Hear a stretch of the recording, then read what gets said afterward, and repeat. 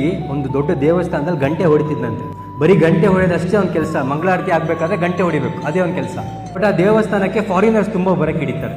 ಆಗ ದೇವಸ್ಥಾನದ ಕಮಿಟಿಯವ್ರು ಏನ್ ಮಾಡ್ತಾರೆ, ಫಾರಿನರ್ಸ್ ತುಂಬಾ ಬರ್ತಿದ್ದಾರೆ, ನಮ್ಮ ಒಂದು ದೇವಸ್ಥಾನದಲ್ಲಿರುವಂತಹ ಪ್ರತಿಯೊಬ್ಬರು ಕೂಡ ಇಂಗ್ಲೀಷ್ನ ಕಲಿಲೇಬೇಕು ಅಂತ ಮ್ಯಾಂಡೇಟರಿ ಮಾಡೋಣ.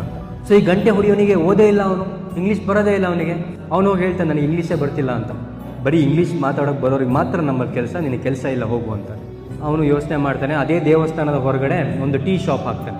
ಟೀ ಟೇಸ್ಟ್ ಸಕ್ಕದಾಗಿರುತ್ತೆ, ಕ್ಲಿಕ್ ಆಗುತ್ತೆ, ತುಂಬ ಜನ ಬರೋಕ್ಕೆ ಹಿಡಿತಾರೆ. ಫಾರಿನರ್ಸ್ ಬರೋರೆಲ್ಲ ಅಲ್ಲೇ ಟೀ ಕುಡಿತಾರೆ.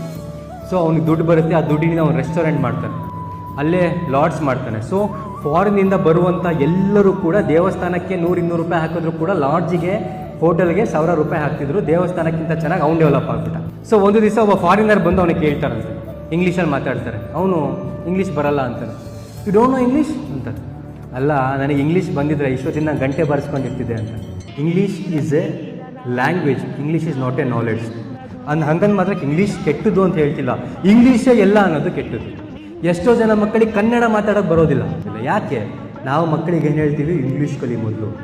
ನಮ್ಮ ಭಾಷೆ ಏನಿದೆ, ನಮ್ಮ ಒಂದು ಸಂಸ್ಕೃತಿ ಏನಿದೆ, ಅವನ್ನ ಮೊದಲು ನಾವು ಎತ್ಕೊಂಡು ಅದನ್ನು ಮುಂದೆ ತಗೊಂಡು ಹೋಗೋದನ್ನು ಬಹಳ ಮುಖ್ಯವಾಗಿ ನಾವು ಕಲಿಬೇಕಾಗುತ್ತೆ.